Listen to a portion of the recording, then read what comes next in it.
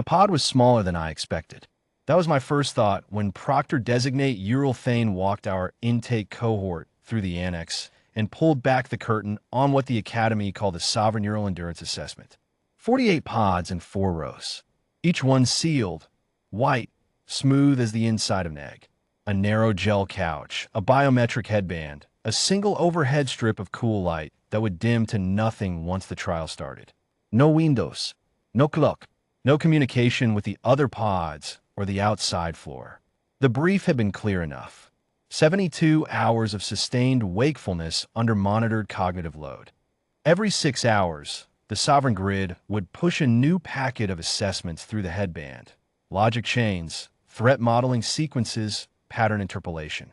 The cadet who maintained the highest coherence index at hour 72 earned first placement scoring. Those who scored below threshold at any check-in went into remedial classification. Those who broke, meaning those whose biometrics indicated dissociative cascade, were pulled early and logged as a failed trial. That was the polite word the Academy used. Failed. Ural Thane stood at the front of the room while he explained this. He was tall, pale gray, with the double-jointed wrists his species used when they wanted to look authoritative, which he clearly did. He had the vocal register of someone who has explained a thing many times and has long since stopped expecting anyone to be unimpressed by it. I was the only human in the cohort. There were 23 Vithali, for Kryn, a pair of Dorn exchange cadets from the secondary rim, and me. He looked at me once during the briefing. I don't think he meant anything by it. I think he simply ran out of other cadets to look at. The grid has no provision, he said, for requesting more time. The trial ends at 72 hours or at cascade. There is no third outcome. He said this the way someone says a thing they believe is true. I found my pod, number 31, third row from the back. I checked the headband fit, adjusted the gel couch until my lower back was properly supported, and lay down. Around me, I could hear the soft sounds of 29 other cadets doing the same. The hiss of seals engaging, the faint calibration hum of the grid as it registered each biometric signature and began its baseline sweep. Someone 3 pod down was already breathing too fast. I noted that and set it aside. The light dimmed. The first assessment packet arrived at hour 6. Logic chains, 312 of them, presented sequentially with a 2-second window per chain. I worked through them at the pace the grid set. I didn't try to rush. I didn't try to perform. I answered what I could answer clearly and moved past what I couldn't, which was almost nothing. At hour 9, I was tired in the ordinary way a person gets tired after a long working day. My eyes were dry. My focus had a slight wobble at the edges. These are not alarming conditions. These are Tuesday conditions. I've functioned in worse states for longer stretches, usually when I was younger and had less sense and more to prove. I slept. I didn't decide to sleep. I didn't strategize about it or weigh the cost. The pod was dark. The gel couch was adequately comfortable. The cognitive load had wound down between assessment windows, and my body made a straightforward assessment of the situation and began the shutdown sequence it has been running since before I could speak. That's the thing about human sleep architecture that I don't think the Academy had thought carefully about when they designed this trial. It isn't an emergency system. It isn't something that waits for permission or optimal conditions. It is a biological function with roughly the same level of discretion about timing as hunger. Deprive it of its normal window, and it doesn't disappear. It accumulates. And when the circumstances are even marginally permissive, a dark space, a horizontal surface, a reduction in immediate demands, it collects what it's owed. In 9 hours of wakefulness with a quiet period in the middle, I had accumulated roughly 2 hours of sleep pressure. The pod gave it back to me in about 90 minutes of what I would estimate was deep, productive sleep. I know this because I woke up feeling clear, which is the only biometric I've ever trusted. What I didn't know and wouldn't find out until after the trial was what that looked like from outside the pod.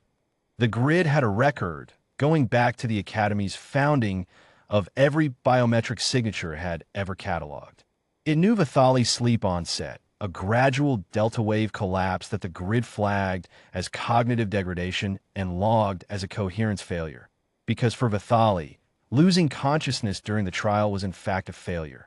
Their biology didn't recover meaningfully from a full sleep cycle under stress conditions, and the grid had been calibrated to treat it as such.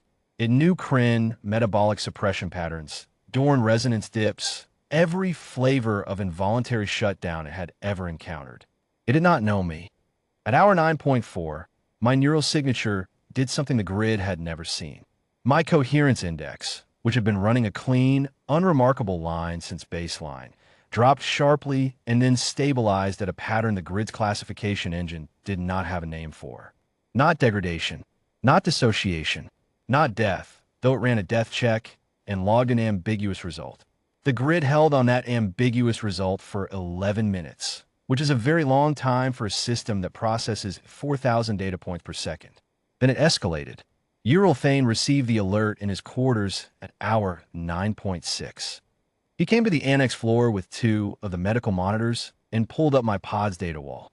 By that point, I was 70 minutes into the sleep cycle, and my biometrics were as clean and steady as a long, slow tide. Heart rate, 52. Cortisol, baseline. Brainwave pattern. The grid's display showed it as a flat, even oscillation it had labeled, in the absence of any better term, anomalous sustained. He watched the display for a while. Then he asked the grid what my coherence index was. The grid said it couldn't calculate a coherence index for a subject in an unclassified neural state. He asked it what my vital signs indicated. The grid said my vital signs indicated normal biological function in a resting state. He asked it if I was asleep. There was a pause, a real one, not a processing delay, before the grid said it lacked sufficient classification data to confirm or deny sleep in a human subject. Uralthane looked at the display for another long moment. Then he went back to his quarters. There wasn't anything else to do. The trial had no protocol for this. There was no mechanism to disqualify a cadet whose biometrics indicated normal biological function. There was no grounds to pull me early. The grid's only intervention triggers were cascade failure, death confirmation, or voluntary withdrawal, and I had provided none of these. I woke up at hour 11.1, feeling, as I mentioned, clear. I worked through the second assessment packet. Threat modeling sequences, pattern interpolation. I worked through them at pace. Then I slept again for a shorter stretch, 40-odd minutes, a light cycle, the kind that doesn't leave you heavy, and came back up and did it again. By hour 48, 7 cadets had been pulled for cascade failure. By hour 60, 12 more had dropped below threshold. I know these numbers because Uralthane told me afterward, in the debrief, with the particular tone a person uses when they are reciting facts they have not yet fully integrated. My pod opened at hour 72 on the grid's scheduled release. I sat up, removed the headband, and stepped out into the annex floor. There were 11 cadets still in their pods. I was the only one standing up under my own power. A few of the medical monitors were moving between the rows with fluids and recovery protocols. Uralthane was at the far end of the room, watching me. He walked over. He had a data slate. He looked at it for a moment, then at me, then back at it, with the expression of a man confronting a column of numbers that refuses to add up to what the column is supposed to say. Your coherence index, he said, at final check-in was 91.4. That was the highest in the cohort. I looked at the board before I stepped out. I knew what it said. The grid, he continued, has flagged your neural signature for a classification review. It needs to assign a category to what you did in there. I picked up my kit bag from the rack by the door. It was where I'd left it, which is more than I can say for some people's kit bags after a 72-hour trial. Tell it to try sleeping, I said. I left before he had to think of a response.